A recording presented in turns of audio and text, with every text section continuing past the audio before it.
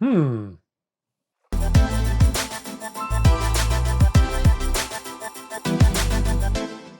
guys, Paul Ronto here from Run Repeat, and today we're here to check out the Hoka Bondi 7. This is Hoka's max cushion running shoe. It's a road trainer, road runner, designed for those doing ultra long pushes or those that need a little extra cushioning on recovery days.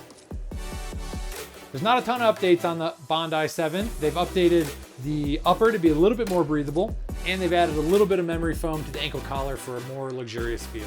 Before we get into this review, please hit the like button below. It really helps the channel. Also hit the subscribe button so you're updated next time we publish a review on a new product. Also, make sure you go over to RunRepeat.com, check out the Bondi 7. There's a ton of facts, there's a ton of stats over there I'm not gonna cover today in this video. There's also links to retailers or reviews from other users and expert reviewers. There's a ton of stuff over there. Make your way over to RunRepeat.com.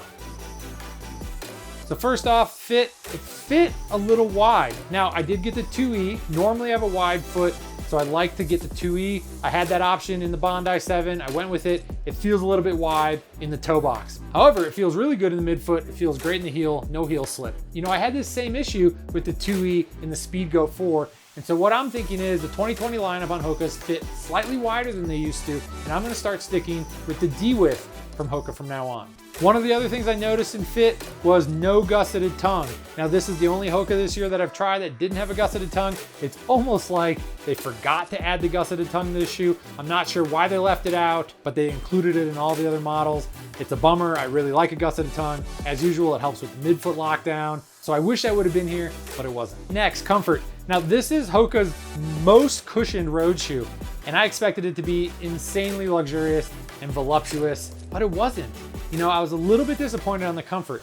I raved about the comfort on the Clifton 7, and I was hoping the Bondi 7 was just gonna be even more of what made the Clifton 7 good, but unfortunately I didn't get that out of this shoe. Now, the midsole is a little bit stiffer than in the Clifton.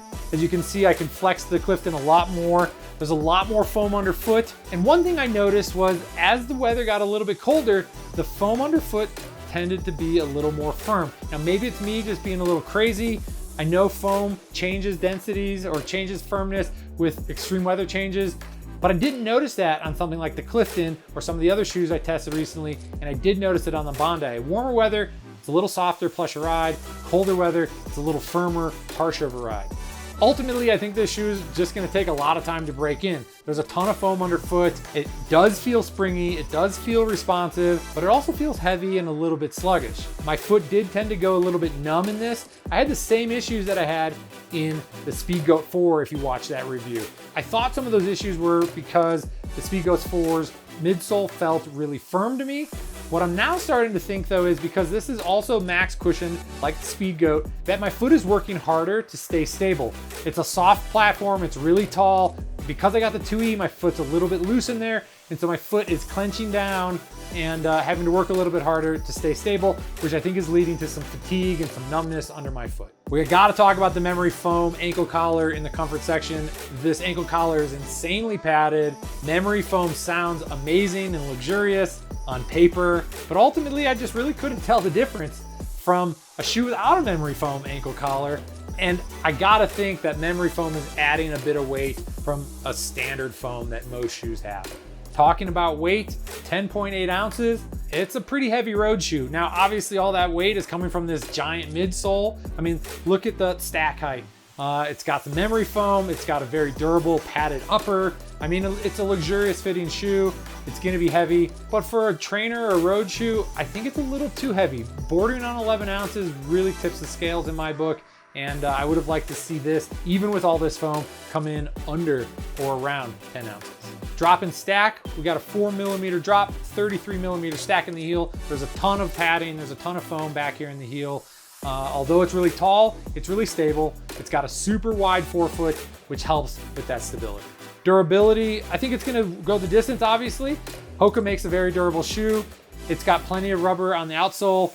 If you wear through the rubber on the outsole, you've got 33mm of midsole. So I think it should go the distance, 500 plus miles, no problem.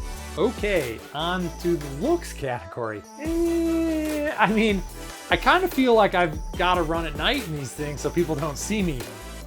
Maybe if there's like a goth themed marathon or a Halloween marathon at the end of October, these would be the perfect shoe. They'd be great in some costumes, but I'm not in love with the look. Now, I don't normally get all black shoes. I don't love all black shoes, but this one in all black with this huge midsole, it doesn't do it for me. I know it comes in other colorways, which may help, but it might just be like lipstick on a pig. I'm not 100% sure. Who this does work for is this guy.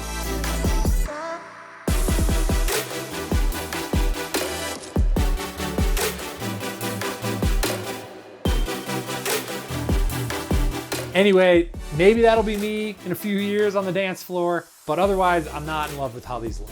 Price-wise, 150 bucks, max cushioned, ton of foam. I think it's a little expensive for what you get. It doesn't perform super highly. The Clifton, which I think had a softer, more smooth ride, real buttery, real luxurious, is 130, a little bit lighter weight. It's hard for me to want to spend an extra 20 bucks on a shoe that's heavier, a little bit uglier, and something that doesn't perform as well. I'm really unsure of who this shoe is for.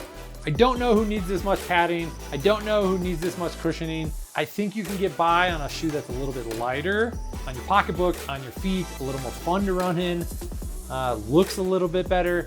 So I'm not exactly sure what this shoe is designed for. Obviously it's for ultra road runners, but to me it wasn't that exciting to run in. It doesn't look super fun and cool, really clunky and chunky. And I'm not in love with the Bondi 7. Okay, question of the day. How much padding do you need underfoot? Is 33 millimeters enough? And if you're running in the Bondi, tell me why. I wanna know who you are as a runner and what motivates you to run in this shoe versus something else with a little bit less foam underfoot. All right, guys, thanks for watching. Please tune back in. Check out this shoe on Run Repeat. Go do be, run, repeat.